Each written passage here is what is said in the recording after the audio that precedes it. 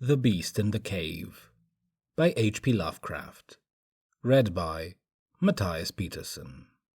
The horrible conclusion which had been gradually intruding itself upon my confused and reluctant mind was now an awful certainty. I was lost, completely, hopelessly lost in the vast and labyrinthine recess of the Mammoth Cave. Turn as I might, in no direction could my straining vision seize on any object capable of serving as a guidepost to set me on the outward path. That nevermore should I behold the blessed light of day, or scan the pleasant bills and dales of the beautiful world outside, my reason could no longer entertain the slightest unbelief. Hope had departed.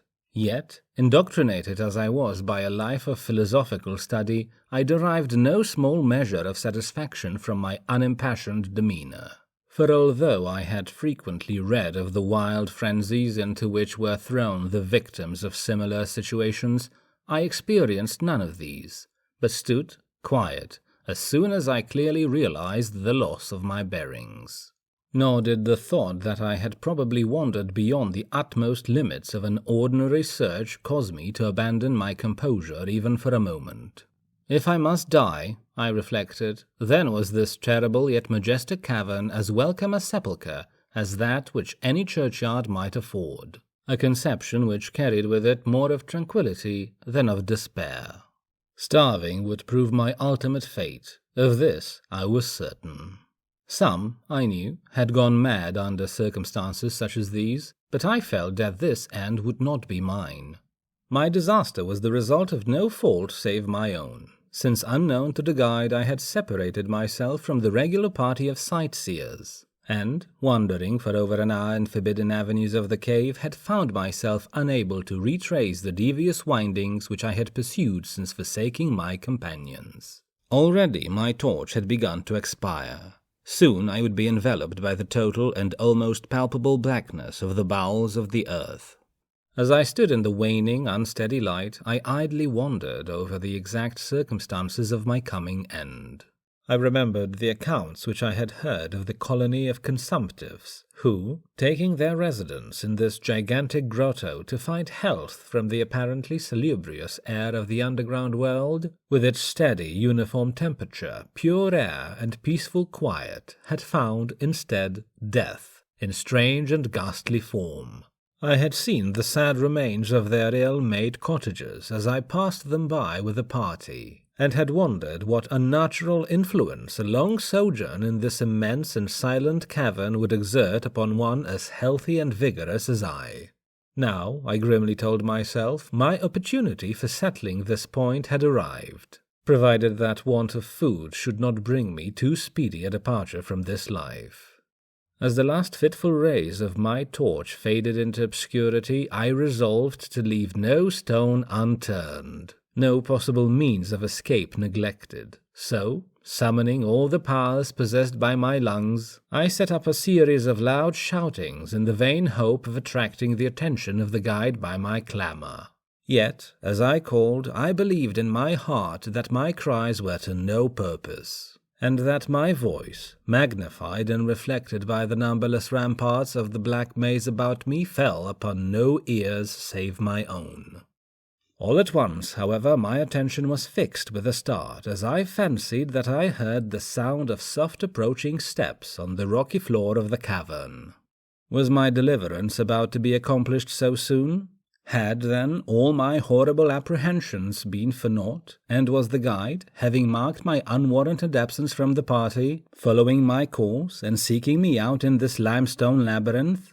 Whilst these joyful queries arose in my brain, I was on the point of renewing my cries, in order that my discovery might come the sooner, when, in an instant, my delight was turned to horror as I listened. For my ever-acute ear, now sharpened in even greater degree by the complete silence of the cave, bore to my benumbed understanding the unexpected and dreadful knowledge that these footfalls were not like those of any mortal man. In the unearthly stillness of this subterranean region, the tread of the booted guide would have sounded like a series of sharp and incisive blows. These impacts were soft and stealthy as of the paws of some feline, Besides, when I listened carefully, I seemed to trace the falls of 4 instead of 2 feet. I was now convinced that I had by my own cries aroused and attracted some wild beast, perhaps a mountain lion which had accidentally strayed within the cave. Perhaps, I considered, the Almighty had chosen for me a swifter and more merciful death than that of hunger.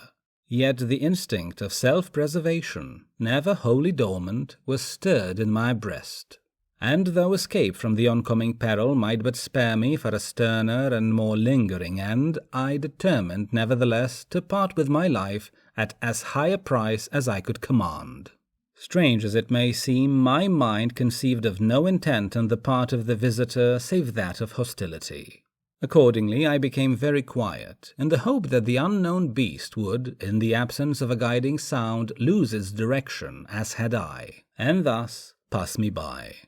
But this hope was not destined for realization, for the strange footfalls steadily advanced, the animal evidently having obtained my scent, which, in an atmosphere so absolutely free from all distracting influences as is that of the cave, could doubtless be followed at great distance. Seeing, therefore, that I must be armed for defense against an uncanny and unseen attack in the dark, I groped about me the largest of the fragments of rock which were strewn upon all parts of the floor of the cavern in the vicinity, and, grasping one in each hand for immediate use, awaited with resignation the inevitable result. Meanwhile, the hideous pattering of the paws drew near. Certainly, the conduct of the creature was exceedingly strange. Most of the time the tread seemed to be that of a quadruped, walking with a singular lack of unison betwixt hind and 4 feet. Yet, at brief and infrequent intervals, I fancied that but 2 feet were engaged in the process of locomotion. I wondered what species of animal was to confront me. It must, I thought, be some unfortunate beast who had paid for its curiosity to investigate one of the entrances of the fearful grotto, with a lifelong confinement in its interminable recesses. It doubtless obtained as food the eyeless fish, bats, and rats of the cave, as well as some of the ordinary fish that are wafted in at every freshet of Green River, which communicates in some occult manner with the waters of the cave. I occupied my terrible vigil with grotesque conjectures of what alteration cave life might have wrought in the physical structure of the beast, remembering the awful appearances ascribed by local tradition to the consumptives who had died after long residence in the cave. Then I remembered with a start that, even should I succeed in felling my antagonist, I should never behold its form, as my torch had long since been extinct, and I was entirely unprovided with matches. The tension on my brain now became frightful. My disordered fancy conjured up hideous and fearsome shapes from the sinister darkness that surrounded me, and that actually seemed to press upon my body. Nearer the dreadful footfalls approached. It seemed that I must give vent to a piercing scream.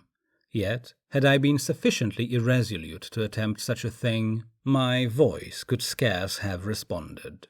I was petrified, rooted to the spot. I doubted if my right arm would allow me to hurl its missile at the oncoming thing when the crucial moment should arrive. Now the steady pat-pat of the steps was close at hand, now very close. I could hear the labored breathing of the animal, and, terror-struck as I was, I realized that it must have come from a considerable distance, and was correspondingly fatigued. Suddenly the spell broke. My right hand, guided by my ever-trustworthy sense of hearing, threw with full force the sharp-angled bit of limestone which it contained, toward that point in the darkness from which emanated the breathing and pattering, and, wonderful to relate, it nearly reached its goal, for I heard the thing jump, landing at a distance away, where it seemed to pause. Having readjusted my aim, I discharged my second missile, this time most effectively, for with a flood of joy I listened as the creature fell in what sounded like a complete collapse and evidently remained prone and unmoving. Almost overpowered by the great relief which rushed over me, I reeled back against the wall. The breathing continued in heavy, gasping inhalations and expirations, whence I realized that I had no more than wounded the creature. And now all desire to examine the thing ceased. At last, something allied to groundless, superstitious fear had entered my brain, and I did not approach the body, nor did I continue to cast stones at it in order to complete the extinction of its life. Instead, I ran at full speed in what was, as nearly as I could estimate in my frenzied condition, the direction from which I had come. Suddenly I heard a sound, or rather, a regular succession of sounds. In another instant they had resolved themselves into a series of sharp, metallic clicks. This time there was no doubt. It was the guide. And then I shouted, yelled, screamed, even shrieked with joy as I beheld in the vaulted arches above the faint and glimmering effulgence, which I knew to be the reflected light of an approaching torch. I ran to meet the flare, and, before I could completely understand what had occurred, was lying upon the ground at the feet of the guide, embracing his boots and gibbering, despite my boasted reserve, in a most meaningless and idiotic manner, pouring out my terrible story and at the same time overwhelming my auditor with protestations of gratitude. At length, I awoke to something like my normal consciousness. The guide had noted my absence upon the arrival of the party at the entrance of the cave, and had, from his own intuitive sense of direction, proceeded to make a thorough canvass of by-passages just ahead of where he had last spoken to me, locating my whereabouts after a quest of about 4 hours. By the time he had related this to me, I, emboldened by his torch and his company, began to reflect upon the strange beast which I had wounded but a short distance back in the darkness, and suggested that we ascertain by the flashlight's aid what manner of creature was my victim. Accordingly, I retraced my steps, this time with a courage born of companionship, to the scene of my terrible experience. Soon we descried a white object upon the floor, an object whiter even than the gleaming limestone itself.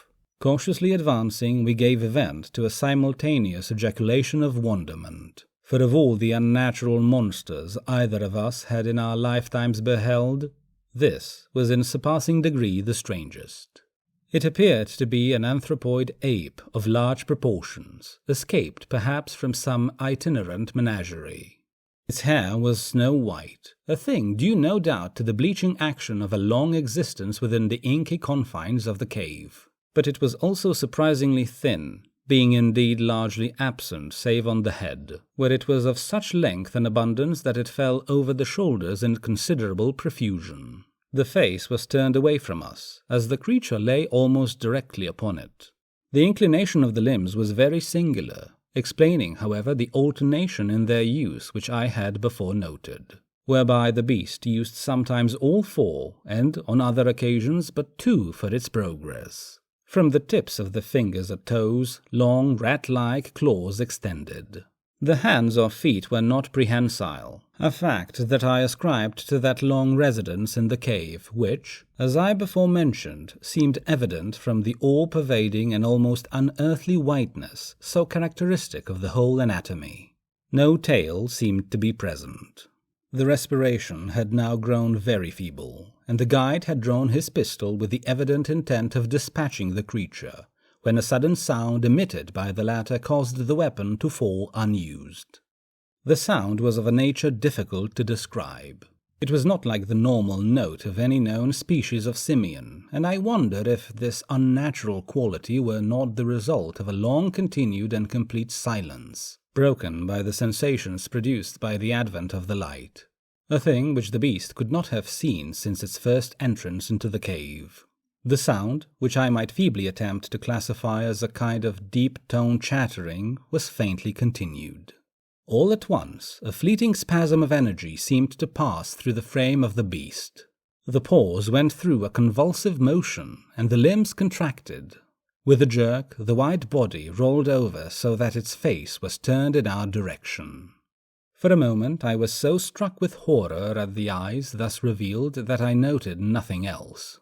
They were black, those eyes, deep jetty black, in hideous contrast to the snow-white hair and flesh. Like those of other cave denizens, they were deeply sunken in their orbits, and were entirely destitute of iris. As I looked more closely, I saw that they were set in a face less prognathous than that of the average ape, and infinitely less hairy. The nose was quite distinct. As we gazed upon the uncanny sight presented to our vision, the thick lips opened, and several sounds issued from them, after which the thing relaxed in death. The guide clutched my coat sleeve and trembled so violently that the light shook fitfully, casting weird moving shadows on the walls. I made no motion, but stood rigidly still, my horrified eyes fixed upon the floor ahead. The fear left, and wonder, awe, compassion, and reverence succeeded in its place, for the sounds uttered by the stricken figure that lay stretched out on the limestone had told us the awesome truth. The creature I had killed, the strange beast of the unfathomed cave, was, or had at one time been, a man. This has been The Beast in the Cave by H.P. Lovecraft, read by Matthias Peterson.